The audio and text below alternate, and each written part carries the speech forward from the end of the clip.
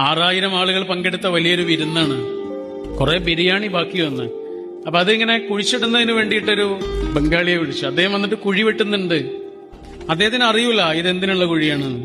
അങ്ങനെ കുഴി വെട്ടുന്ന സമയത്താണ് നല്ല സുഗന്ധം വരുന്നത്. ബിരിയാണിയുടെ സുഗന്ധമാണ്. അയാൾക്ക് മനസ്സിലായി അത് ബിരിയാണിയാണ്. ഇതൊക്കെ ആലോചിച്ചുകൊണ്ടിരിക്കുമ്പോഴാണ് വലിയ ചെമ്പുകൾ ഇങ്ങനെ വരുന്നത്. ധാരാളം ബിരിയാണി ബാക്കിയുണ്ട്. ആ ബാക്കി വന്ന ബിരിയാണി ആ കുഴിയിലേക്ക് ഇങ്ങനെ തട്ടിയിടാൻ പറഞ്ഞു അദ്ദേഹത്തോട്.